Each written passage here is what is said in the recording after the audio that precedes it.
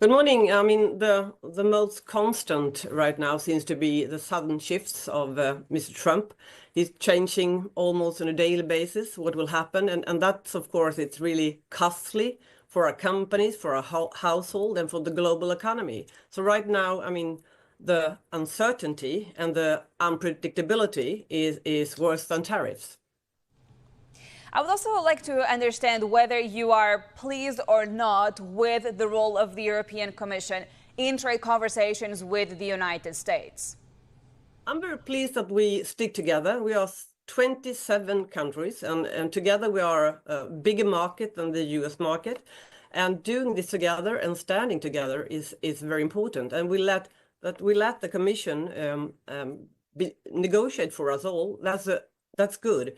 And I mean, I think the months that have been this year, me and my colleagues are we're standing together and we agree on that this is the best way. And I think that the Commission has chosen a good way, but I also think we have to be quite firm.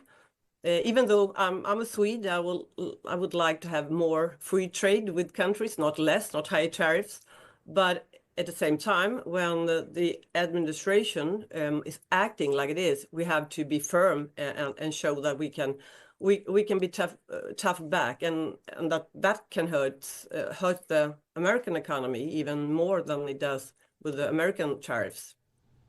I would like to understand as well, where do you think we're going to land in potential compromises between the EU and the US? If we take the UK's example, they managed to achieve an agreement with the United States where tariffs will remain at the 10% threshold. I'm wondering whether that would be the best possible scenario for the European Union as well. Probably, but let's just be honest. 10% tariffs on if that should be the case in many countries, that's high tariffs, and it will of course affect the economy, the global economy, American economy. But I mean, we can live with that. I see as Minister of Finance here in Sweden, we and Europe have other challenging ahead, and mostly when it comes to competitiveness, when it comes to being even stronger economically. But we are a rich continent. We can deal with tariffs, but still it's bad and it's costly. Yeah, you're saying that you can deal with the tariffs, but of course there will be an economic impact. So let me just share this quote from the Swedish Central Bank. They have manifested how there's an economic impact here.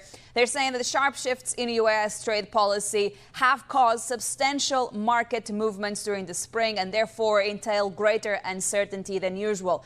I'm wondering how, from a fiscal policy, you are looking at these developments. How did you digest all of the volatility happening in the markets in recent times? And ultimately, how can you protect your economy against all of this uncertainty?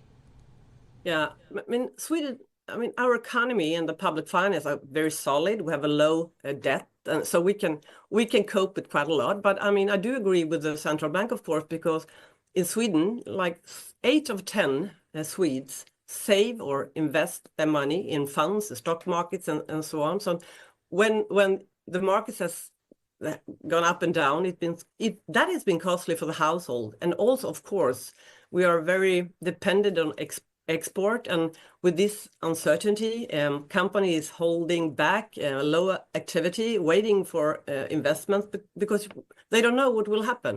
Will the tariff be 10, 20, or something else? So of course, all of that is costly, and that's my maybe main message, that I mean, we don't know where the tariffs will end, but the uncertainty, the unpredictability, that hurts our economy and all of our economies right now. And I'm thinking that Mr.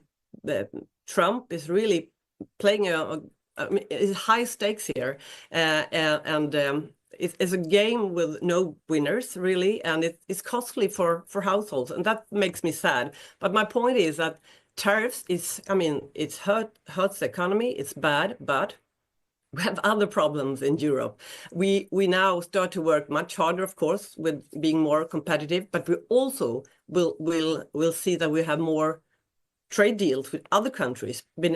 there will be like an equilibrium or whatever you call it, like a balance in the longer term, that we will find new trade partners. And so this, in the long term, it might not hurt our economy and the global economy that bad. But in the short term, definitely this hurts our economy and all other economies.